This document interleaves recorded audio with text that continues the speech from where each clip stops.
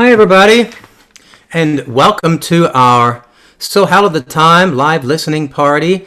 I'm coming live from Charleston, South Carolina in my living room.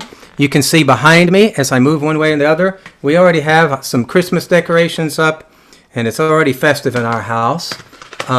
So whether you're joining on Facebook or YouTube, we want to just say thank you for joining us, and we hope that you are here with your favorite Christmas beverage. I certainly have my favorite Christmas beverage here. It happens to be this little cute guy, Nice Choof, which is apparently brewed by fairy gnomes in Belgium that come out in the winter time and brew this delicious beer and hang out together and drink the beer before they wreak mayhem along the Belgian countryside. Today we're going to listen to some brief clips from our recording, So Hallow'd the Time, which is a CD that's currently under consideration for 2 Grammys. And we're going to have a conversation with our all-star panel, which I'm going to introduce you to in just a moment. While this is going, we welcome your comments and questions in our online chats. And we have our wonderful graphic artist and webmaster Selkie Hope and our general manager Holly Van Horn monitoring those chats. So any questions you might have, please forward them, and then they're gonna chat me and make sure that you get to ask your question. Before we get started, allow me to say that this has obviously not been a normal year for the Taylor Music Group, and for very obvious reasons. Historically, up to 70% of our revenue stream comes from ticket sales. And we obviously haven't been able to give any live concerts in some time now. So we need your financial support in order to help us produce our online and streamed events and prepare for the day, hopefully sooner than later, when we'll be able to return to presenting live concerts. So we ask that if you enjoy what we do, please help us sustain our music making with a donation. Our goal is to raise $15,000 in donations this fall to solidify our plans to present our soon-to-start virtual portrait concert series and a live stream concert with the TFC, where there'll be no audience, but we're going to be performing the Tallis Christmas Mass in a sacred space in Charleston, and then presenting that to all of you. So today and tomorrow, anyone that donates $10 will be entered into a drawing for a copy of this CD. This is So Hallow'd the Time, which is the reason we're all gathered here today. And you'll be entered in for every $10 that you donate. Anyone that donates $20 or more will automatically get a signed copy of this CD. And if you make a donation of $20 or more, we're going to, whoever wins the drawing, which we'll do at the end of tomorrow, will receive a copy of this CD as well as a copy of this CD, which is our Christmas disc that's been getting airplay on, I can't get rid of the little, I think there you can see it. It's been getting airplay on Sirius XM for about a decade now. You'll get a copy of that, and you'll get a copy of our Celtic Mass disc. So you can make donations by going to our website, which is tmgcharleston.com, or if you prefer to just write a check, if you're old school like my wife and I are, you can send a check to Taylor Music Group, 164 Market Street, number 325, Charleston, South Carolina, 29401. So, without further ado, I'd like to introduce you to our full panel of all-star singers and musicians today. Looking to see, I think I've got everyone here. So first and foremost, we've got Brian Galante. He's the distinguished figure with the gray beard there and the headphones. He is one of the composers of this disc. Then to my left on the Zoom screen, we've got my beautiful wife, Mary Taylor, who played violin on this recording. We've got Grace Call one of our soprano soloists there. Wave at him, Grace. And in the middle of the screen, we've got Abby Kent, who is a wonderful harpist who has gone on to international acclaim, but we had the pleasure of watching Abby grow up right here in Charleston. We've got Corey Miller, who looks like, if it looks like she's in a Hallmark movie driving along in a car, well, you've got half of it right. She's in a car driving along, but she's not in a Hallmark movie, though she could be. Then we've got Maurice Burgess, he's the secretary of our board of directors, and he's also our tenor section leader. And we've got Hallie Van Horn online. We've got Chelsea Lowe will be popping up from time to time to say hello and give us some online questions. We've got some other folks who are going to be popping on momentarily. Jessica Hall-Dambaugh will be joining us.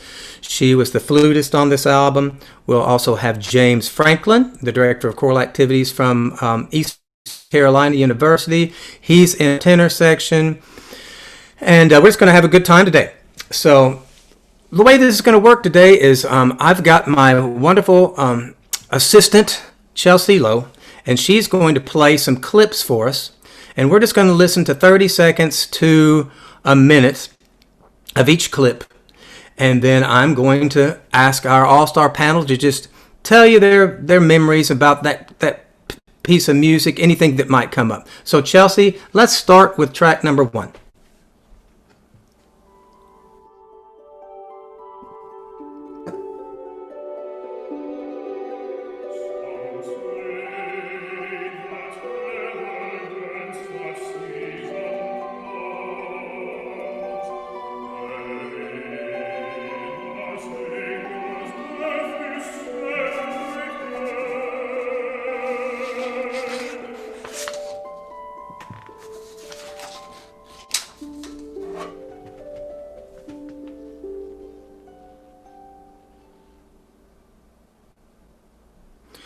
So let's start this off with Brian, the composer. Brian, tell us what's going on in that opening little clip. Well, so that's the first movement of So Hallow'd the Time, and the text is actually from Shakespeare's Hamlet. And it's kind of a setting of the scene. The choral cycle itself is a 5-movement work, and it's intended to be a journey essentially through the Advent season, a journey from darkness to light, from despair to hope. And the harp here and the violin, they're setting a pretty kind of austere atmosphere. And there's, you can almost envision a frozen landscape, something devoid of much color and certainly any bloom. And the narrator here, sung by Brandon Hendrickson, is basically setting it up for us, talking about the season and the reason for a celebration amidst what would otherwise seem pretty dark. And the choir themselves are singing words just fragmented, little syllables here and there. So if you piece them all together, they're making the text of the O antiphon that precedes this movement. But nothing is really coherent. Nothing is really kind of fitting together. And amidst this backdrop is Brandon telling us what's going on. And I've just gotten a question, so I've got to address this before I can go on. Just 1 second. I'll tell you, Brian. When I hear this opening clip, your music is stunning, and I think you've done a beautiful job of painting the landscape, but I have to admit there's 2 things that distract me every time, and that is the beauty of Abby's harp and the beauty of Brandon Hendrickson's voice. For the listener, whoever pops this CD in, and if you go to listen to it from the beginning to the end,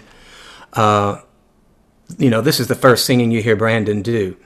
And if you've never heard Brandon sing before, it takes you about a 5 to 10 second grow accustomed to that incredible sound so that you can focus on anything else. And even as the conductor, whenever Brandon's singing, I have to really discipline myself to stay in the moment and focus on my job, because his voice is just it's Robert Merrill-ish. I mean, it's just really something special, and I get distracted really easily with that. Anybody else have a comment about that opening section? Not all at once now. Abby. I do have a comment. I loved recording this entire CD. It was a really great project. So I'm really grateful that I was able to work with you all on this album. And this opening clip in particular, it reminds me, I felt like when I was playing all of these beautiful little notes, it felt like each one was an individual snowflake. Oh, wow. Sweet. Yeah. That is sweet. And just before we move on, let me just set the scene for everybody out there watching. We recorded this at Circular Congregational Church here in Charleston, which is a very familiar building for Charlestonians. But for those of you who have never been to Charleston or have never been to Circular, it's a very old space. And literally the sanctuary is in a circle. And we had taken over the space. And so there was a control room upstairs. That's the choir room. And then we were downstairs, and the choir was up on a stage. And then beneath the stage, right in front of me, I had Abby right in the middle. And if I remember correctly, Mary stage left to my right, and then Jessica stage right to my left. And we recorded this all at night. So we would start at the end of the workday and just basically go as long as we could into the night. And we recorded this entire album in 2 days. And while we're listening to the cold of winter and the winter landscape, it was searing hot when we recorded this. And if you can, and I hear that Hallmark movies are the same way. They filmed them in the summertime, and you know that because there's never any condensation coming out of anybody's mouth, but they're all bundled up with their coats. So we were trying to be in the Christmas spirit in this searing heat. So that opening section is really, really special. But I want to move on to track 2. Chelsea, if I could get you to play track 2. The first track was called Wisdom. The second track is called Peace.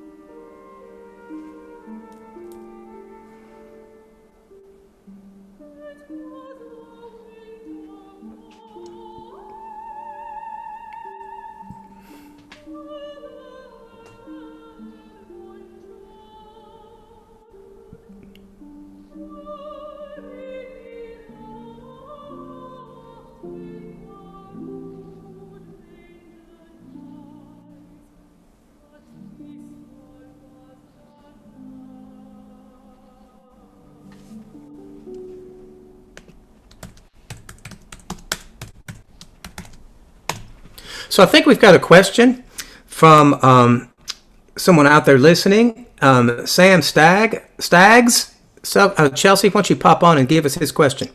Sure thing. So this is a question for Brian. He's asking, he says, would love to know the poetry behind this work.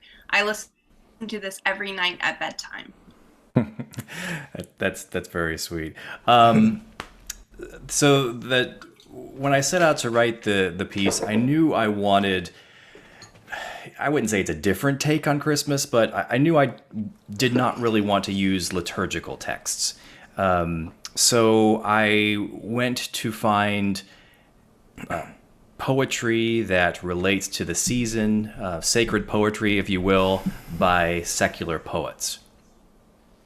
And because I did want a connection to Advent itself, I did use some of the O antiphons, which are short prayers sung before the Magnificat canticles in the last week preceding up to Christmas. So they are very much kind of a step journey into Christmas itself. So the O antiphons, I used 4 of the 7 of them. They start movements 1, 2, 4, and 5. And then movement 1, as I mentioned already, the baritone solo is singing the text from Hamlet, kind of setting the stage, setting the scene for what's going on. Movements 2 and 4 are taken from John Milton on the morning of Christ's Nativity. Movement 3 is a text by Robert Southwell, A Child My Choice. And then movement 5 is the Ring Out Wild Bells, Alfred Lord Tennyson's famous poetry. So, Chelsea, if you would be so kind, would you play that clip again? Because I want to get the visceral reaction from some of the people on the screen again. That was just fun. And then I'll throw it open for comments. Sure.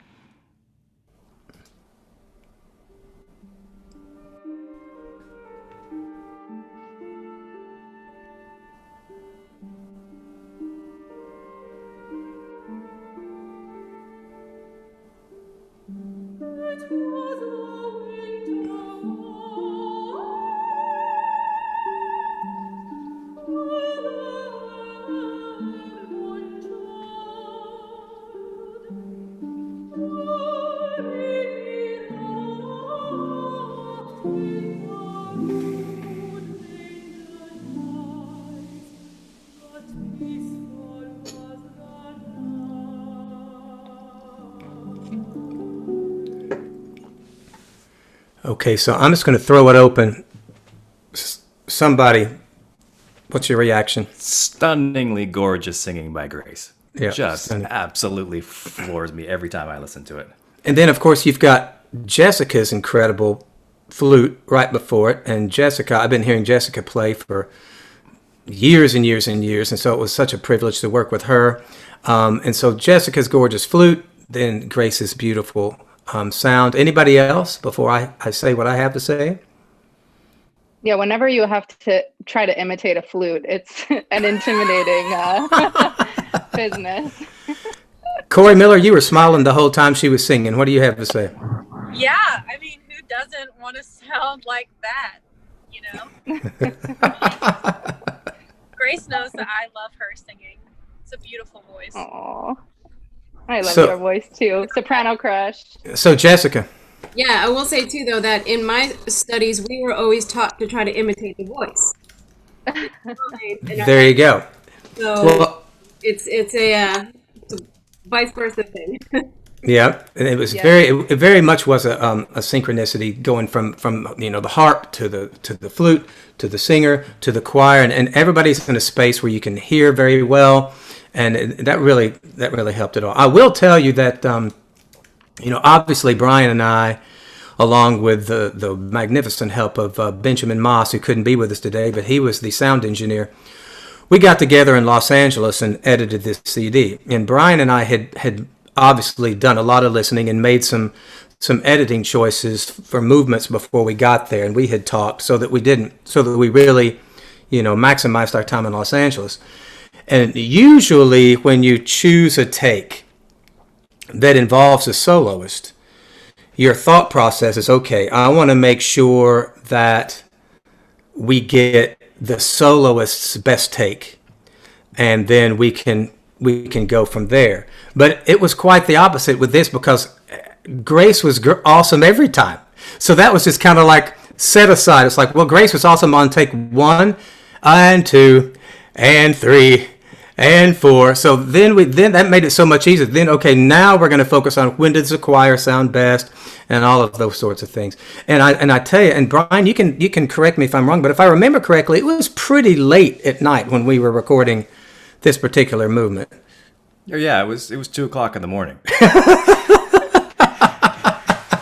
and Grace just kept hitting the notes like it was 11 a.m. I mean, it was just so solid. It's really unfair for those of us that are singers. It's not just beautiful; it's unfair. So, it's really incredible singing. So, let's move on to the next clip. This is from the same movement, Peace. Chelsea, if you go ahead and play me the next one.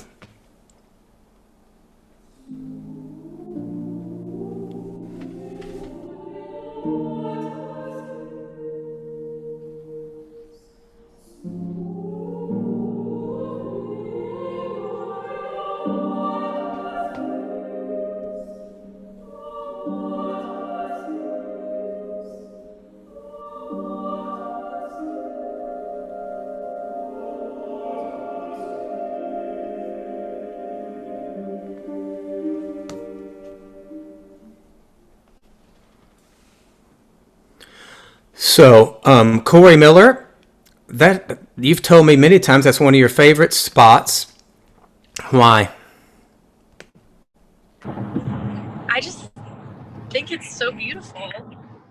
I think it's interesting, the texture, how Brian, how you layered the voices there, depicting the words. I think it's perfect. I've always loved that part. I look forward to singing it every time. And I remember, Rob, you were so picky about getting that exactly, well, perfect. And I was having a great time singing that over and over and over. And I feel like most people were not. But I was having a great time doing that part.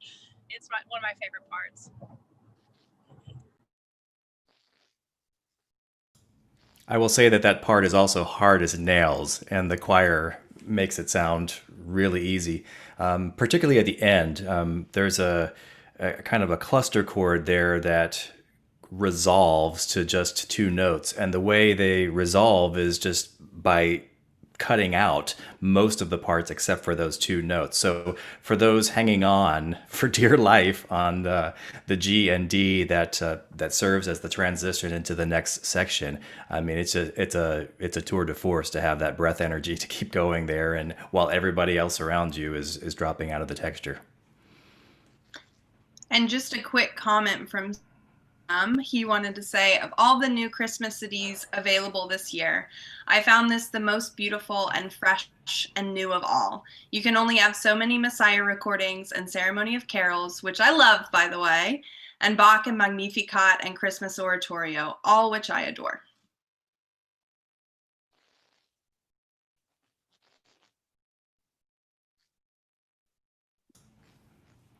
Rob, you'll have to unmute. Yeah. Sorry, y'all told me to mute myself, and then I always forget to unmute myself. So we're going to have to send Sam a special a bag of Christmas cheer for a quote that nice. That's just, you never. I mean, golly, Sam, thank you.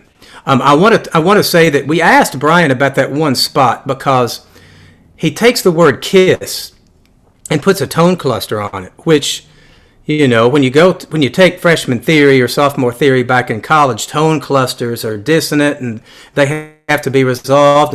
And Brian just drops a little tone cluster right on the word kiss. And we asked him why, and he said, a little extra sugar. And that's what it sounds like, just a little extra sugar.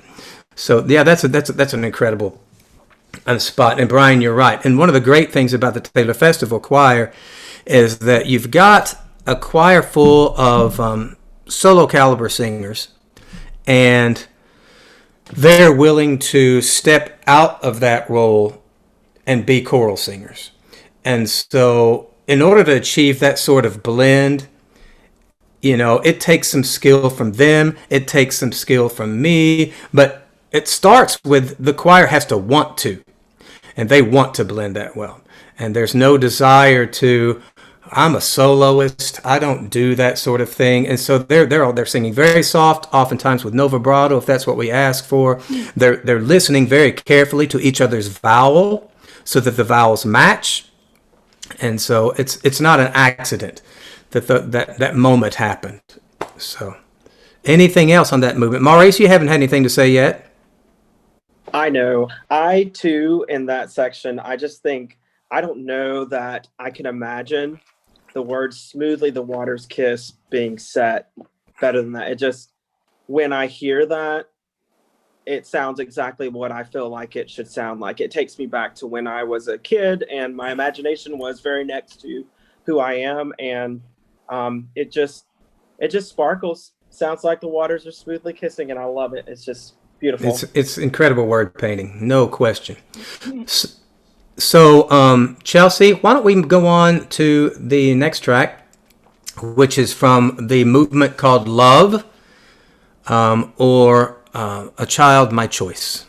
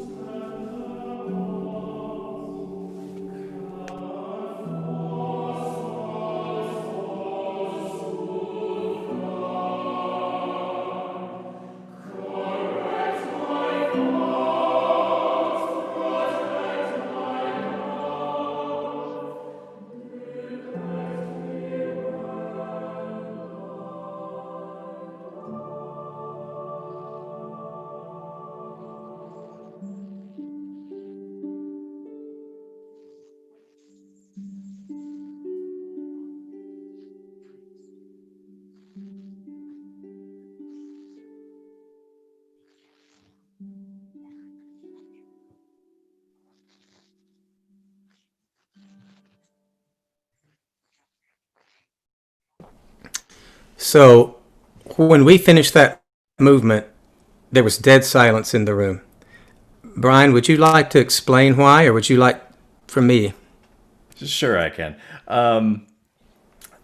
So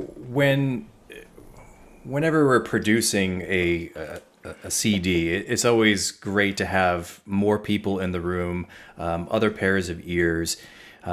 As Rob mentioned, we were in an old Charleston church in the middle of the night, and so we were constantly listening not only for things going on in the music, but a car coming by or a bird running into the roof or something that would impact the sound. And so we decided to invite Ken Fulton out to serve as another set of ears. And so Ken is a director emeritus of the choral studies program at LSU and was my mentor during my undergrad and master's degree, and Rob's during his DMA degree. So Ken was out there and he was on headphones, and our normal practice at the end of a take would be I'd listen to a few of the comments from the recording engineer, Ben, and then I'd ask Ken for any thoughts, and then I would put them all together into comments to share with Rob and the group. And so we got to the end of Child My Choice, and it was pretty much a solid take. When we ultimately went into editing and mastering, there was very little left to do on it. So we got to the end of this take, and I asked Ben quickly, and he said, nah, nothing to add. And then I turned around to Ken, and he's off in the corner of the room bawling. I mean, just sobbing. And so I'm sitting there, I'm like, you're no help to me here. So, meanwhile, while all this stuff was going on, we're having a mild freak out because we're not hearing anything. Freaking out. So we were upstairs in the choir loft area, kind of set apart from the choir, so they couldn't even see us. So they're freaking out, thinking something is just so very wrong. And finally, Rob was like, hello, what's going on? And I was like, oh, sorry. And it was just, it was such a touching moment. I think everybody felt the air in the room change at the end of that take. And, we knew that something special had just happened. It's not something you can completely get from listening to a CD. I mean, as we are becoming acutely aware, the bond of humans singing in a room and playing in a room together is just so profound, and something was in the air at that moment, and we knew it was so very special. But I had to profusely apologize to the group for the delay in any comments, because they thought that disaster had just struck. And I have to say, we've justifiably made such a fuss over Grace's beautiful singing, but Corey's singing is equally beautiful, and her singing in this movement was so pregnant with emotion. It was just overwhelming amount of emotion and singing from her heart. I'm not even objective when it comes to Corey singing. I have to say, Mary, you haven't had much to say. Explain to the cyber world out there how much Corey means to us and why. Well, make it short. I will make it short. We've known Mary for a really long time, and she's our family. She's like our daughter, and she's been through a lot in her life. We've been through a lot, and we just have a very deep connection with her. And I just wanted to say there are so many poignant moments in this disc, and truly transformative moments in this disc. But this movement, I cry every single time I hear it. I start crying. And I wanted to get in last time just real quick. I do agree with the listener who said that this is a highly unusual Christmas disc. So for all you listeners out there, this is not your typical disc. It's something really that I know you don't have sitting on your shelf. So just want to throw that plug out there. So Brian, correct me if I'm wrong, but this was the first movement that you composed, right? It is, and actually this movement premiered, was it back in 2014, I believe? And I think Corey's been singing the solo since the beginning. So she has set the standard for it. And what I love about what Corey brings to this is she can achieve a level of vulnerability in the performance that does not negatively impact her voice. So the acting element, the dramatic element of it is there, and you can feel that kind of emotional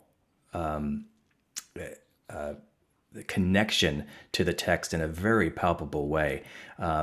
She's she's ruined it for me when I listen to anybody else sing this.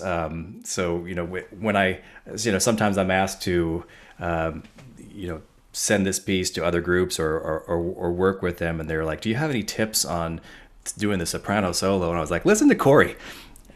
That's the only tip I can give.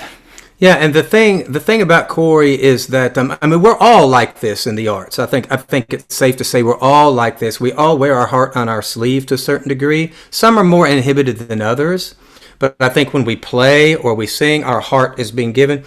But Corey takes that to an extra level. I mean, Corey's heart is on her sleeve all the time. She's pure. She is just what you get with Corey is pure distilled Corey all the time, and it comes out in this movement. So I think that's part of what makes it really special. I mean, is that she's just taking her heart out and giving it to the listener. So Corey, what do you have to say for yourself after all that? I'm tearing up. That piece I remember recording it, and it was very hard for me to get through it. I was trying not to cry when I was singing, and it's just an emotional piece for me. And I think about my son, and I think about being a mother, and also having a mother that was so, loved me with everything. That was just totally unconditional. And you have that for a child, and putting it into that sort of perspective, I think just gives you a different heart for it. And I just think it's one of the most beautiful songs, and I'm honored that I got to sing that. Thank you for letting me do that. And thank you for your kind words also. That made my day. Thank you so much. Well, and we didn't say them just to make you feel good. We said them because they're true. And that's what we really feel, Chelsea, I think that there's been some more really sweet comments come in from our friend Sam Staggs. Would you like to share them with our listeners? Yeah, that's why I popped on. So he's kind of echoing everything, saying this is his favorite piece on the whole album. And he says, I stumbled on this choir by accident, and I'm so glad I did. I'm a huge fan now. I want my choir to sing this when we get to resume again. We haven't sung since March. And he also said he cried the first time he heard this song, just because of the year that we've had and how tough it's been. But at the same time, it was really healing for him. And I see in what you sent us, it says his chihuahua was looking at him like, "What's going on?" Laugh out loud. Yes. Okay, well, let's move on. We could talk about this movement all day long, but there's so many other really special moments. Chelsea, could you go on to the next clip? Sure. Hang on, wait. Can I say goodbye to everyone? I have to run in to sing a gig. Okay. Thank you, Corey. Yeah. Bye. Thank you, guys. Bye, Corey. Bye. Okay, track 4.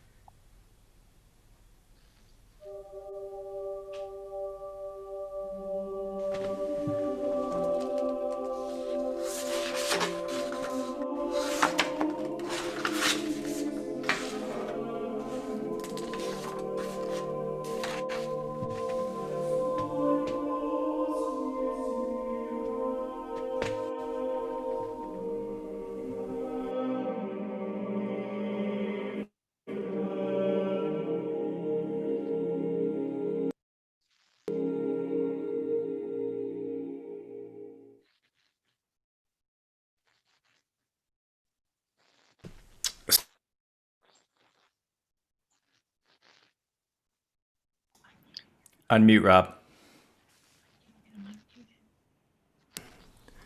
Okay. The host muted me, then I unmuted myself, and then it all just went backwards. So, I want to tell you all that this is probably the hardest moment in the whole disc for the choir. And it sounds like it would be very straightforward. It wasn't straightforward at all. It was actually very, very difficult for a variety of reasons. And I just want to share a story. And Jessica, if you remember this, please chime in. But there was a spot later on that is germane to this, so I'll bring them both up. But when the Taylor Festival Choir sings without accompaniment, we typically tune to just intonation, which, without getting into long explanations, the ratio between the pitches would be whole numbers, like 2-1, or 3-2, or 4-3, or whatever. All right, and when you do that, there's no beats. No, that result. It's absolutely pure relationship between those intervals, and without instruments, the TFC likes to tune that way.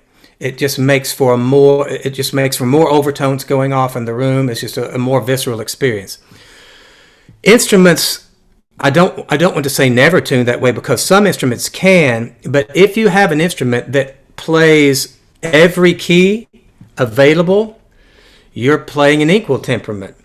And so the harp, for instance, Abby has all keys at her disposal. So the harp is actually tuned to equal temperament, not just intonation. So there were some moments where maybe we were singing by ourselves, or maybe the harp was just playing fifths and octaves, which she probably would have tuned closer to just intonation. And we would be really singing those without any beats. And then in one movement, Jessica had to come in and try to match a high note against what the sopranos were singing. And she actually said, "Do you want me to match what the harp's doing or what the sopranos are doing?" And I remember Brian's comment was, "We love Jessica." Because Jessica was just kind of bending it to meet either one. And it was no fault of the choir. They just got kind of get in the habit of tuning fifths, especially fifths and octaves, and just intonation, and then in comes an accompanying instrument. So if you're stacking fifths, for instance, and they're perfectly tuned in just intonation, well, when you wind your way up to, let's just make up a note, you wind your way up to a high A, that high A may not match the A of the accompanying instrument that might be coming back in. It's constantly an adjustment. Jessica, you had to deal with that. What was that like? Well, as an orchestral musician, we do nothing but match. You know, that's what I do in the orchestra. You hear where you need to hear that sound, that pitch, or you hear where, if you need to tune high or low or adjust. So, I mean, in my being is adjusting and reacting and matching. So that's why, you know, I had two options there. I just need to know which one to do. That's right. So, any comments? Grace, do you remember that movement and the sopranos having to just sing this glassy sheen of tone? For those of you, you know, we're going to talk more about Grace in a minute. We've already talked about her a lot, but Grace has an opera career that's blowing up, and she's about to become so big a deal. I don't know if we can schedule her on a meeting like this, right? So we're very lucky to have Grace singing in that choir, and she takes her voice and she applies it to this stuff. What's that like, having to do that? It can be hard, especially when you're so exposed in that way. And that particular note, I think it's a D for the sopranos, and on an ooh vowel, and like you're having to do no vibrato. So it can be hard to not feel constricted in some ways. And I think we did that opening part probably at least 5-6 times. I don't know, Rob. 20? There was a lot. More than that, right? Yeah. It was a lot. It was a lot. It was we would do a few bars, and then we would wait for the bad news to come in from the booth. Then the news would come in. Okay, do it again. Maurice, what was that like from your perspective? Yeah, the opening tenor line is one of my favorites, just because it's got a purity to it. It's very chant-like.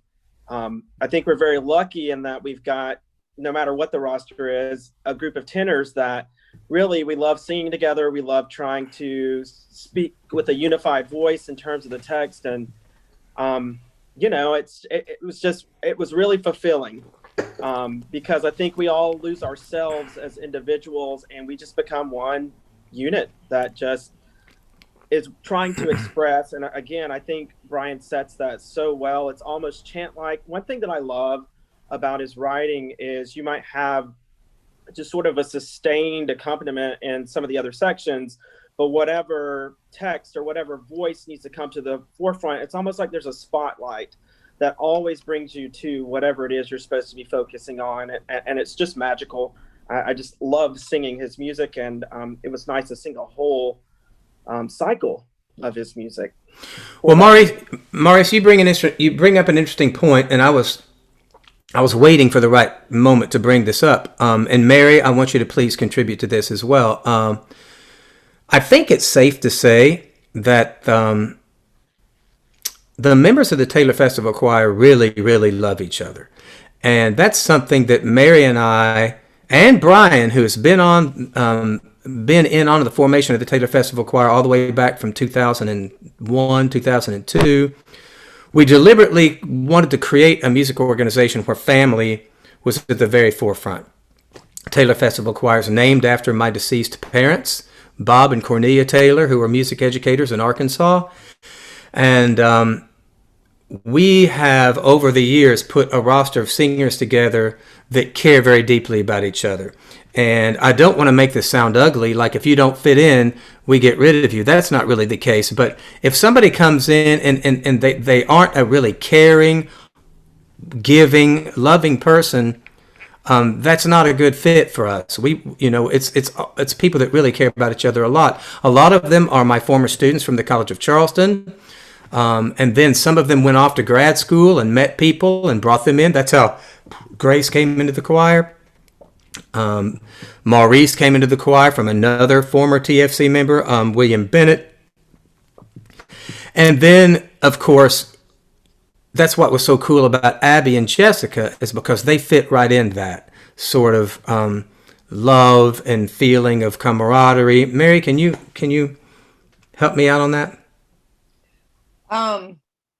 Well, I mean, I can just echo exactly what you've said. I think that as much as everyone, I agree, as much as everyone loves singing and loves the musicians that they work with and working with you, I think they look forward to coming to see their friends who they're so close to, and congregating together.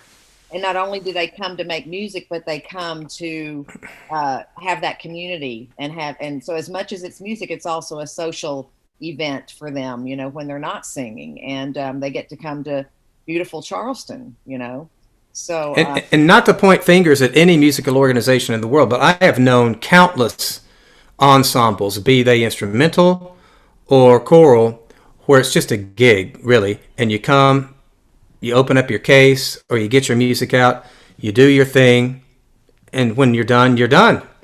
And we have tried to, from the very beginning, to cultivate an environment where that's not it. It's very much we've been looking forward to being with these people for a very long time. And my sincere hope is that the listener out there can hear that intangible quality, because it's something that we've cultivated over time. I'm looking at the clock, and I know we need to move on. So let's go ahead and have Chelsea play our next clip, which is the finale of Brian's cycle. And this movement is called Ring Out Wild Bells.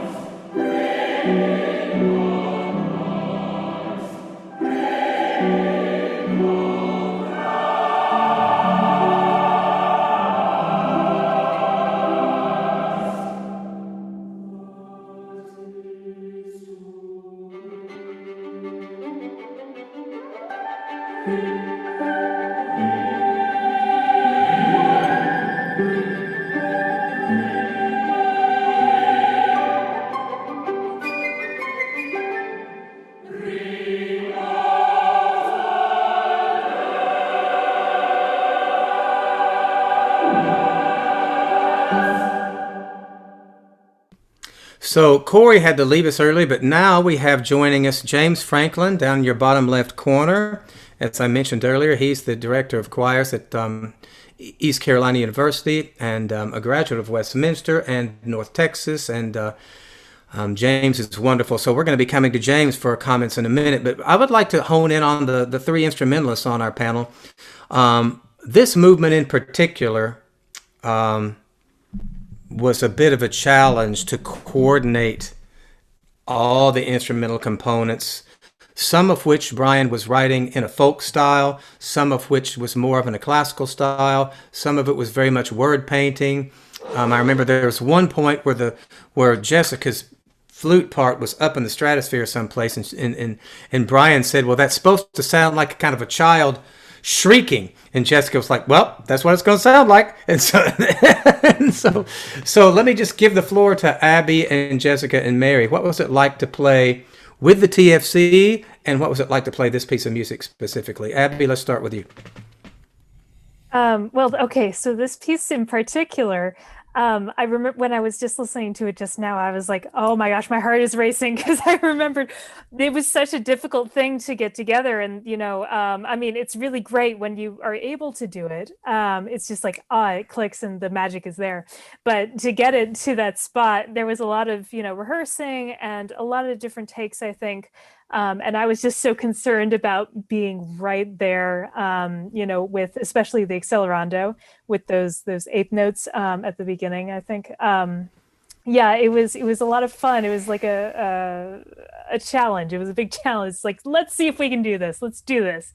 It was just a anxious fun. Yeah, it was great. It's fun. It's fun, kind of like playing football, in that football is fun, but if you let your guard down for a second, you might get your head knocked off. Exactly. So, yeah. So Jessica. Yeah, well, I remember that one spot that you were talking about, the shrieking child, and I do specifically remember asking Brian at one point, do you really want it that high? I said, are you sure? And he said, yeah. I said, because I can always play it down an octave, And he said, nope, we're going to keep it up there. I said, okay. And then it was, you're shrieking up to the highest notes of the instrument, and I remember being told, don't worry, you only have to nail it once, and then we can overlap it. But I think I was proud of myself for nailing it at 11 p.m. midnight, whenever we were doing that Jessica nailed it every time. She was similar to Grace in that when we're editing, we never really had to concern ourselves with how Jessica might have played it that take. That was always there every time. We get to focus on all the other stuff. So Jessica's being a little self-deprecating. She plays incredibly musically and with a beautiful tone, but she's also just unbelievably consistent every single time. And sometimes I have to say that Jessica and Abby and Mary, but most of those two, because they were in more movements, when we were just doing choir stuff over and over and over, they just sat there very quietly, just kind of went zen. And there was never a complaint, never a none of that. It was just so professional all the time. So, Mary.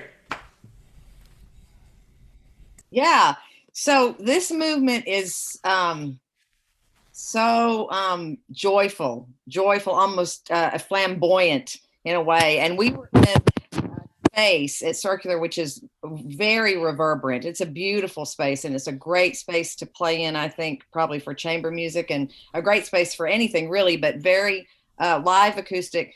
And I think the choir was so powerful. I agree with Abby that it was difficult at times because we just had the violin and the harp and the flute. It wasn't like you had 4 violins and a harp and a couple of flutes. And so there was a lot of concentration that took place to be able to hear your instrumental neighbor, through the power of the choir, because it was so powerful and wonderful, but they did take a lot of concentration to get some of those spots together, And it was late, and it was hot, and everybody was tired. And but this project meant a lot to everybody, and we're going to talk about that a little bit more in a little while. All right, so now comes my time to simply remind everybody out there to please donate to our organization. You can give a donation at tmgcharleston.com. If you give more than $10 today or tomorrow, you're entered into a drawing where you will receive a free copy of these 2 CDs plus our Celtic Mass CD, which I'm only not holding up because I don't have 3 hands. And if you give $20 or more, then you'll receive a CD signed with a special thank you from Mary and myself. So you've got to do that today or tomorrow. For those of you that are listening after this already takes place, please let us know you listened. And please like anything, like it on YouTube, like it on Facebook. The more we know that you enjoyed what we did, it really helps us. So we're going to leave this up for a while, even beyond this live moment. So moving on, Chelsea, would you play the next clip for us? Sure thing.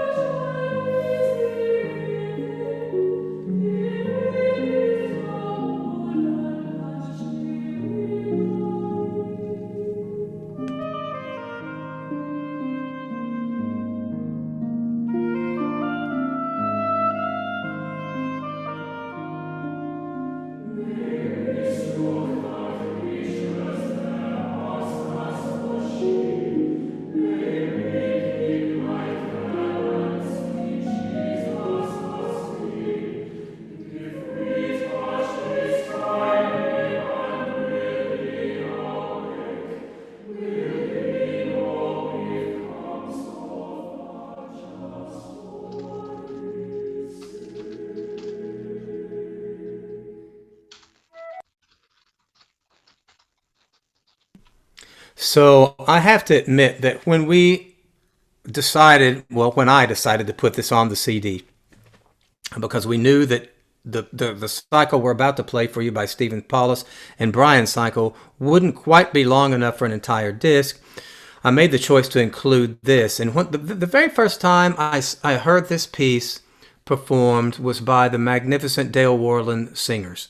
And I saw this title on the CD, and I was immediately prejudiced against it, because in my world, in the College of Charleston world, How Far Is It to Bethlehem is a sweet little piece arranged by Ray Vaughan Williams that appears in the Oxford Book of Carols. How far is it to Bethlehem? And that version is actually on our Sing We Now of Christmas CD. So I remember hearing this for the very first time thinking, I can't ever love another How Far Is It to Bethlehem? But as soon as I heard the Middle Eastern flavor of the oboe and then the overall arc of the tune, I fell in love with this little piece. And then, of course, once again, we have the magnificent singing of Grace Call, whom I like to call Little Eleanor, for Little Eleanor Stieber. For those of you who know who Eleanor Stieber, her singing, if you don't know Eleanor Stieber, you're not quite as old school as I am. You got to go back into the 1950s and listen to the great Eleanor Stieber. But once again, Grace just sang this magnificently. We also had Will Royal as the tenor soloist. He couldn't join us today. But it's a wonderful little piece. So anybody have a comment about this little gem? James, you hadn't had a chance to say anything. Mr. Franklin, you're muted. There we go. Yeah, let me just say my internet connection may be pretty poor. So can you hear me? We can. Okay, let me know if it's not coming through. Okay. I don't want to get the robot voice. So greetings all.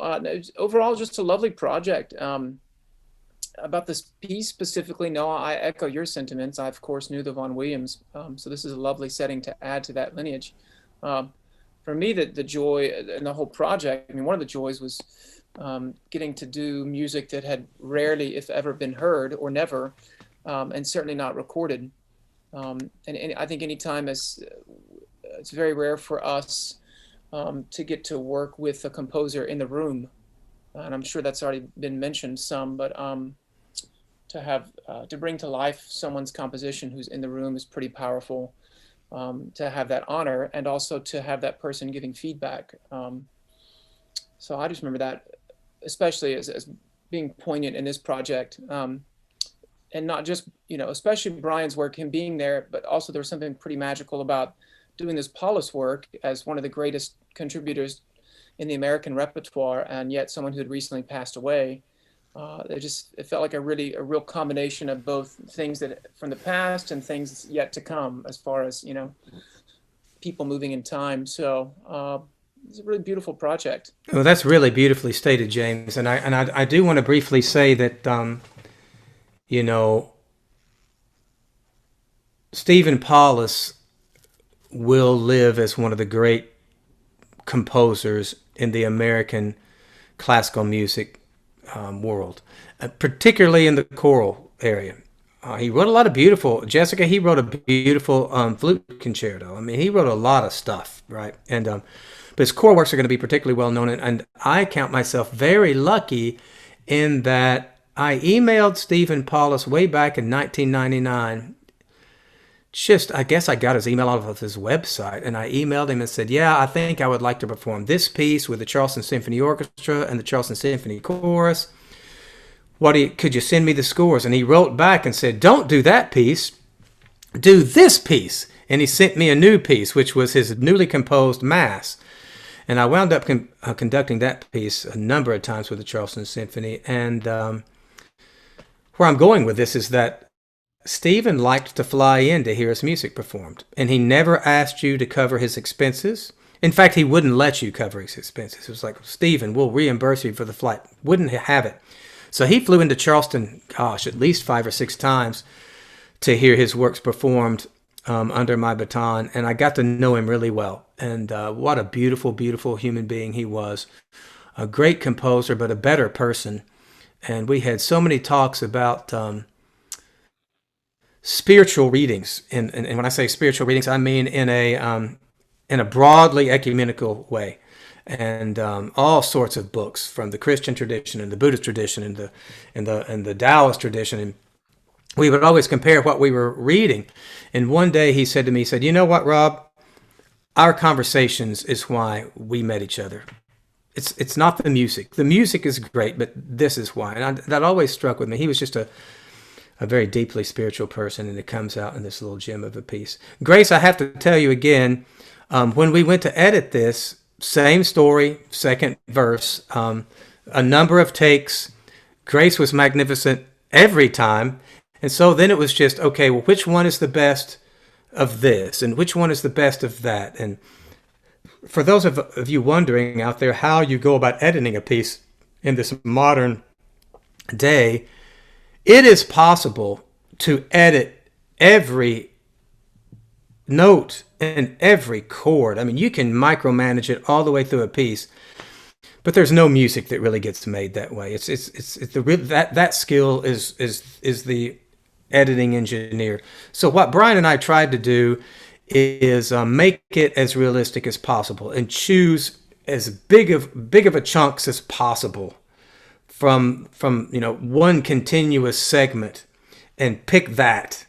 And then if there was a little problem of a car going by, or maybe there was one little note here, we could go back in and find another take to try to fix that. So it's a bit of a different philosophy than some modern recordings where it's micro recorded and everything is absolutely perfect. We hope everything's perfect here, but we really made the conscious decision to choose longer segments, bring them to you, and then fix that rather than just try to go through and just pick the best 5 seconds and the next best 5 seconds. And I don't think there's much music making that takes place. But that's where having somebody like Grace is so helpful, because you're listening and you're like, okay, I don't have to worry about her. Now I'm going to listen to the other people, and it's just really cool. So Brian, you're nodding your head. I know you agree.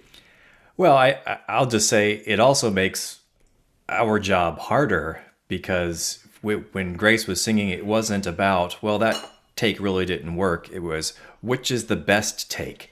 And it was kind of like tasting really fine wines and trying to decide which one's the best. It was like, and the differences were so subtle. And in some cases, she just made a little bend on a word or a phrase, and it just made a huge impact on us as we were listening. So it was actually harder because if a car went by, that was like, okay, that take's gone. Or if something happened somewhere in the music, it was pretty easy to rule out those takes.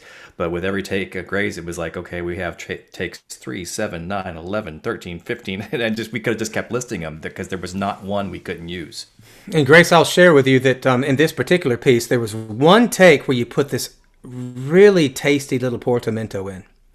And I really fought for that to be the one that we used, and I got outvoted by my 2 co-editors. So it's not the one that made it to the disc, and I was brokenhearted. I was like, but there was this little, oh, dude. And I was like, oh, but I really want that one. They didn't. But standing up for the others, I don't think it was Grace that caused us to choose. No, I'm sure that's take. right. I was right. I'm sure. But I was like, but use that one anyway. But anyway, yeah. It was really cool.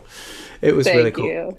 Grace, what do you have to say for yourself for all this really nice things being thrown at you? You guys, you're making me blush over here. Thank you for all your kind words. It was such a pleasure to work on this project. So, oh, my dog's here. Just remember the name Grace Call and go buy her CDs from years to come because they're coming. Fingers crossed. I just wanted let's to move pop in on. with a few comments Please. from the audience. Yep, please. J. David Carson wanted to say, greetings from Skidaway Island in Savannah. I am thankful for your important work. And we have Trisha Folds Bennett who says, how special to have this very personal behind-the-scenes conversation about the creation of this exquisite music. Well, thank you to both of those folks. And it's because of people like you that we do this, because we want to bring our music to you and you help us to bring our music. So it's very much a give and take. And Brian alluded to it earlier. CDs are wonderful. And as you can see, as I move my camera, you can see more than a couple of CDs in my house. Of course, the younger generation is going, what's a CD? But there's plenty of those in my house, right? And recordings are awesome. Recordings are awesome. But there's something that is just... Benjamin Britten described it really well. He called it the holy trinity of musical performance. Composer, performer, audience. And that is a holy group of we're all missing it right now. I can tell you that. So let's move on to the next cycle. This cycle is called Christmas Dances, and it was actually commissioned by the Arkansas Chamber Singers in my hometown of Little Rock, Arkansas, and it was written for John Irwin, who was my college choir director. And they were the only choir that had ever performed this until I got my hands on it. And so this is a world premiere recording, and this is the opening movement called Break Forth.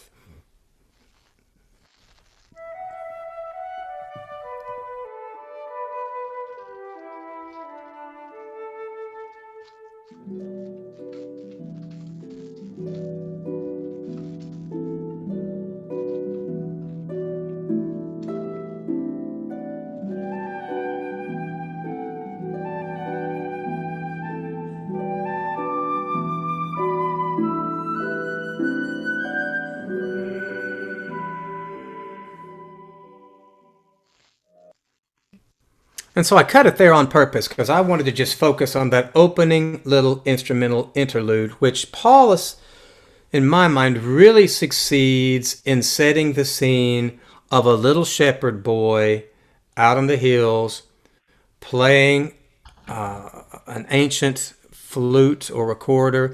And Abby and Jessica, you succeeded magnificently in setting that scene. So my question to you is, how? Jessica, you first. I simplicity is the word that comes to mind.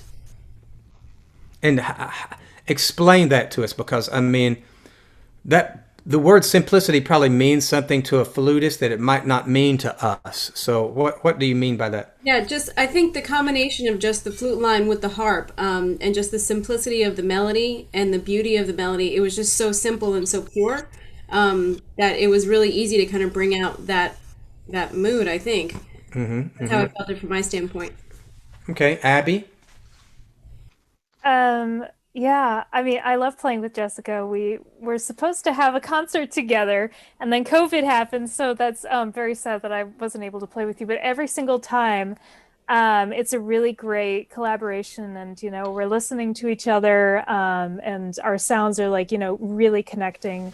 It's not that I'm necessarily accompanying her, nor is she like, it's very much a collaboration.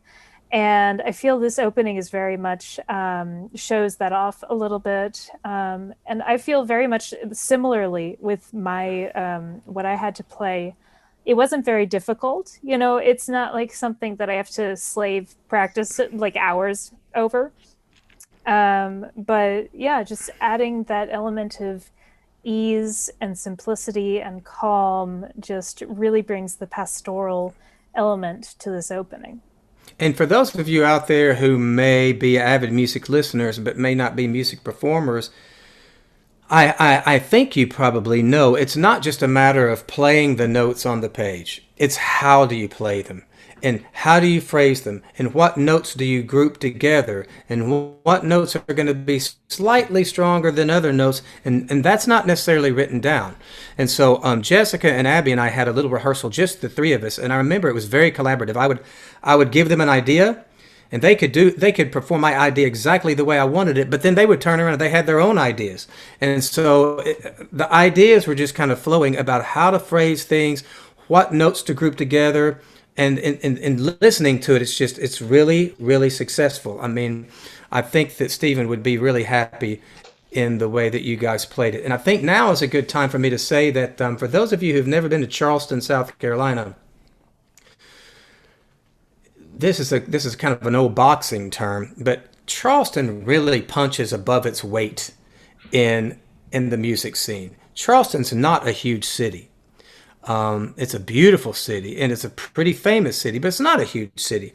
But the musical community and the musical offerings are world class, and the Charleston Symphony Orchestra is better than you would ever imagine a regional orchestra would be. And I use regional in quotes because there's a lot of players like these two who could play wherever they wanted, but they choose with Charleston. Now Abby grew up here. She lives in New York now. We fly here in a lot.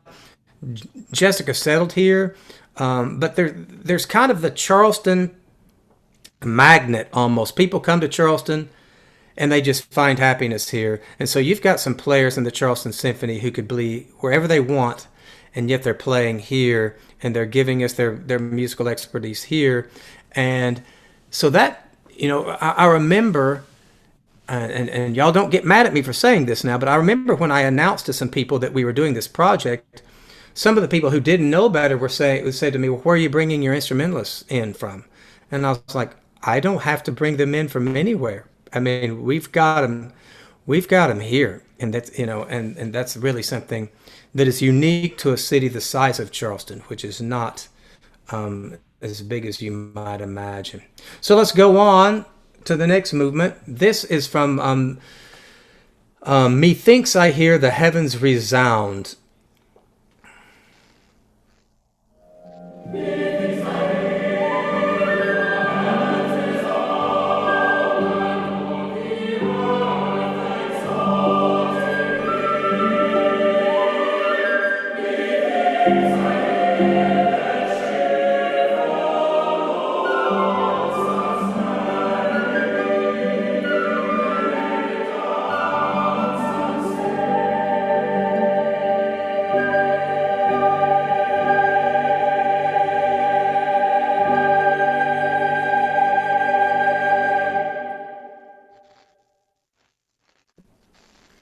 So once again, we have the roulades of Jessica up in the stratosphere playing her flute. We have Abby doing her thing. And then we have a surprisingly difficult end. Stephen Paulus has a real habit of asking the choir to do some really difficult crescendos at the ends of movements on high notes, and you're like dying. So Grace or Maurice or James, what's that like, having to sing some of those Paulus finales? That's when you're thankful that you have other singers next to you where you can stagger breathe, is what we Right. call it. You could just creep out for a second and then creep back in.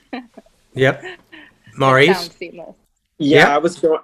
I was going to say basically the same thing. That's that moment where I'm thankful that we have a group of people that have a musical relationship, and we know that we have each other's back, because when you're up there in the passaggio trying to crescendo, decrescendo, come back, okay, it's just nice, you know.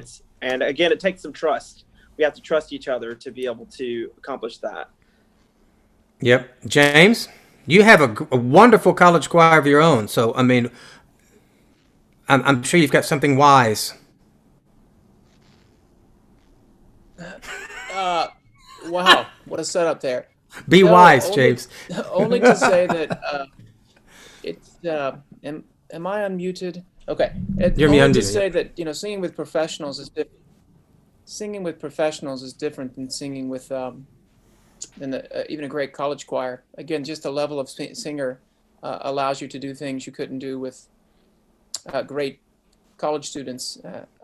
So I have to second the comments already offered. Though it's so nice to work with such good singers, and really they're able to do just about anything you ask them to do. So it's one of the And a lot of it's it one the beauties happened- of a project like this. Yeah, and a lot of it happened within the section. So sometimes with my college choir, I will literally have to micromanage and say, okay, this is a long phrase. You two are going to breathe here. You two are going to breathe here. You two are going to breathe here. You don't have to worry about that with the Taylor Festival choir. You just basically stagger. And then you'll see them begin to have conversations with one another, and they'll make sure that that all gets worked out. It'll either be intuitive, or sometimes it might actually be, Corey and Grace going, okay, we both can't breathe at the same spot. So I'm going to breathe here, and therefore I will not breathe here. And that allows those seamless things to happen. Brian, what do you have? Well, I can just, in this work in particular, I was, serving much more as a producer than I was as composer and producer. So my role was a little bit different. But I think this ending in particular, and there's one at the end of movement 4 as well, just highlights how collaborative the work was between the choir and Jessica and Abby. You could tell that Jessica was really listening to the choir and listening to the intonation in the choir. And if you dig into the real subtle details, Jessica adds just a little bit of vibrato at the end of that phrase, which saves the choir because it just gives a little bit more flexibility for that. Right. It's just sitting in a really hard spot to tune and to keep the breath moving. And, I think Jessica just did it intuitively. It was just like, I'm going to add a little vibrato here. It was going to help everything out, just give it a little bit more spin and kind of a larger target area for tuning. So I think it's easy to think about the instruments here as well. It shouldn't be easy. They're not accompanimental in this piece at all. They are absolutely collaborative. And I think what we saw in this piece, and particularly as we were getting into the weeds on editing, was just how much Jessica and Abby brought to this, and how elevated the performance was because of it.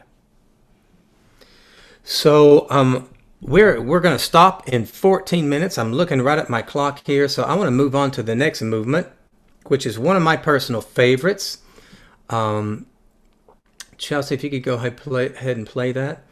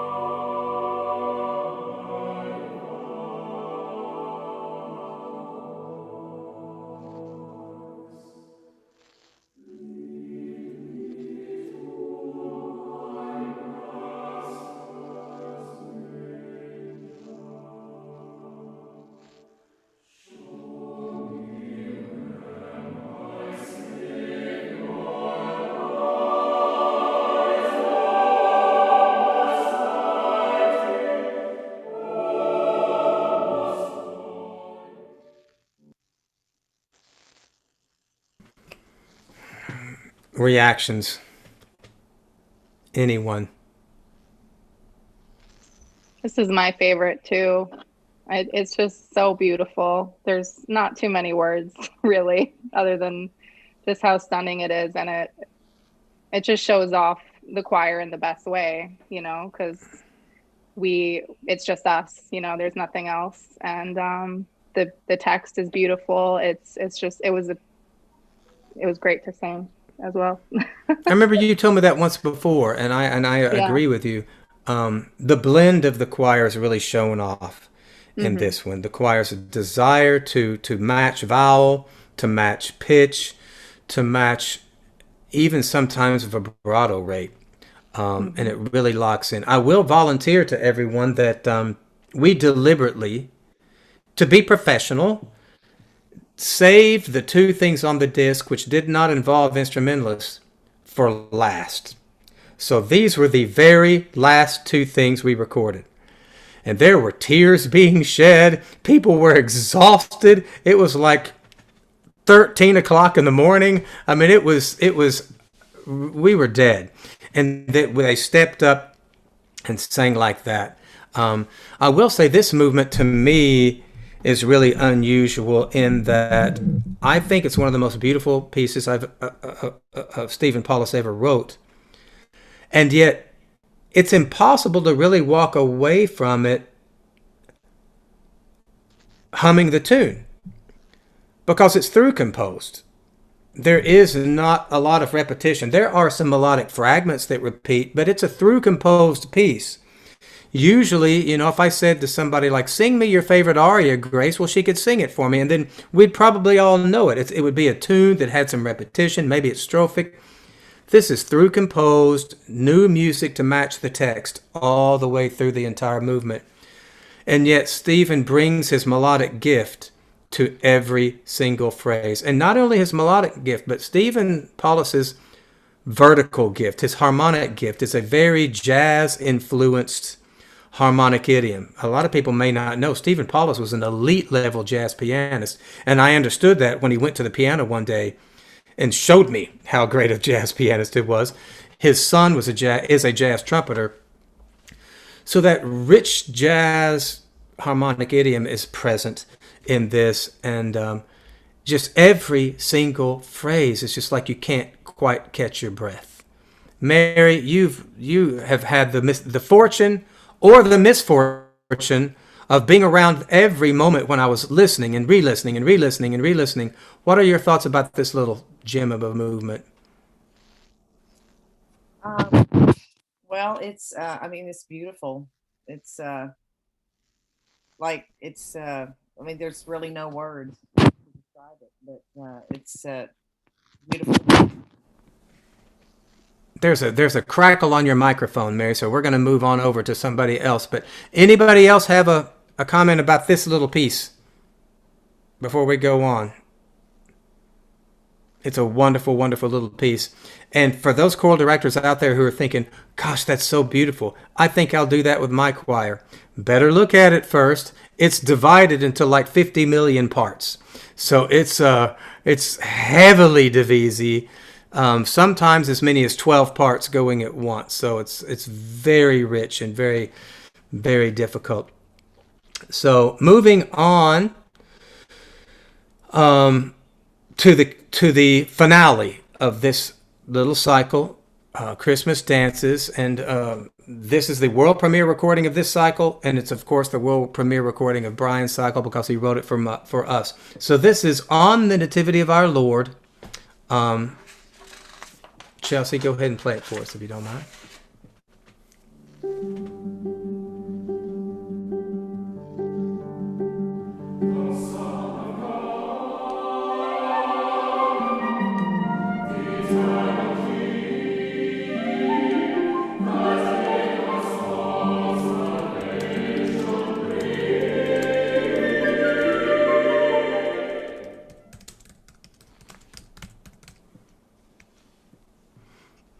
So Jessica, we turn to you again. Here we are in the finale of that piece, and Stephen, I'm not a flutist. I don't know how difficult this is, or if it's not.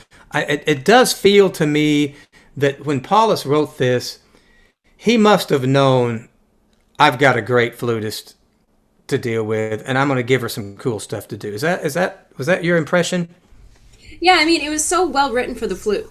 I don't remember anything in there that was, sometimes you get pieces where it just things don't lie right, or it just doesn't feel right, but you have to make it work. This just felt, even though it was busier, it felt easy because it lied well on the flute, and it was such a beautiful, fun melody to play. It's like, yeah, you get some fun, noodly notes. Right. Which was fun, but it lied really well. So, Abby, did you feel that way as well? That's well written for the harp and didn't require a lot of, editing? Sure. I mean, as a harpist, very few people, when I have works that come to me, especially of composers who aren't harpists, you have to edit a little bit. But with everything on this album, I think I didn't really have to change anything. Of course, I had to figure out creative ways to be able to play the music itself. But I didn't really have to change anything. A lot of it was very easily in the hands. I didn't really have to do very much. So yeah, it was definitely very idiomatic for the instrument. And one really fun fact for me is we talk about family. I already mentioned this piece was written for my hometown amateur chamber choir and my own college choir director. And this flute part was written for a flutist in Arkansas, who, when I was in school back at the University of Central Arkansas, she was my theory teacher's wife. And so this is the circles around how this was a kind of a family thing for me just kind of went overboard, and I wrote about that in the CD liner notes. Is that the family connection for me? Just the levels are just I could go down that rabbit hole forever, but I can still remember her, and I know it was written for her. And then here I've got Jessica telling me it's beautifully written for flute. It's really a cool thing. So this brings us to our last movement. It's the last thing on the disc on purpose. It is without question the most famous piece on the disc. In fact, part of our hope is that people might just do a search for Pilgrim's Hymn, and it runs them into our disc, and then they fall in love with the whole disc and might buy the disc. Stephen Paulus's Pilgrim's Hymn was originally part of an opera that he wrote called The Three Hermits. And this was a little moment in the opera that he then extrapolated out of the opera and set for choir. Along with The Road Home, I don't think there's any question it's Stephen's most famous piece. This little piece was performed at the funerals of Presidents Reagan and Bush. And it's a rare church chorister that doesn't know this piece. So there's a certain pressure to recording this because it's been recorded so many times. And again, the benchmark recording was the Dale Worland Singers. So we entered into this knowing, gosh, we've really got to nail this. And we recorded it literally at about, 2:30 in the morning, Brian? About 2:30 in the morning. This was the last thing that we recorded. So Chelsea, would you play it for us?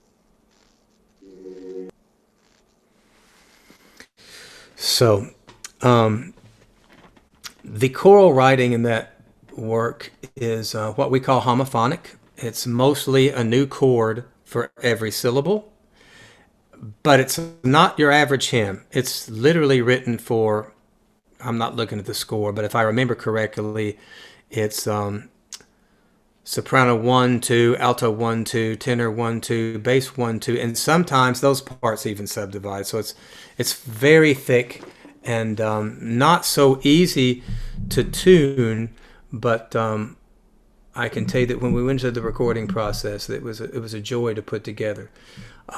Somebody, just one of the singers especially, share with me what it was like to, one of the things that Brian said that was such a huge compliment to you is that no matter how tired you got and no matter how late in the morning it was, the great singing just kept coming. Somebody speak to me about that. Grace. I mean, again, we all had each other to lean on in the harder spots. If you weren't feeling like the most strong at that moment, you could rely on somebody else. So there's that community that you have built into a choir, and that allows you to have more stamina that you might have if you were singing a solo album. Mm-hmm. But yeah, I think it also is just like mind over matter at a certain point, because I don't know how many it must have been like 6 hours or so at least that we were recording on one of the days. Mm-hmm. And you just keep going out of the love for it, and you just want to make a good product, so you just kind of forge on. Out of the love for it. And that's what we're going to end this session with. I think we all performed this out of the love for it. And making albums is a joy, but it's a lot of work and it's not easy. And I just want to say thank you to all of you, and to those that had to leave and those that couldn't join us today. Everything that we do in the Taylor Music Group, which is the parent organization to the Taylor Festival Choir, makes Mary and my dream come true, of an organization that honors my father and my mother. And I feel like I should mention them every time that we can, because family means everything to us, and you guys are all family. So for those listening out there, let me remind you, tmgcharleston.com. You can make your donations there. Those will help us bring to you more virtual concerts, streamed concerts, make more CDs, and just do more cool stuff. So with that, I'd just like to say thank you to everybody. Thank you to all of our brilliant panelists, and we wish you a happy holidays. Thank you very much.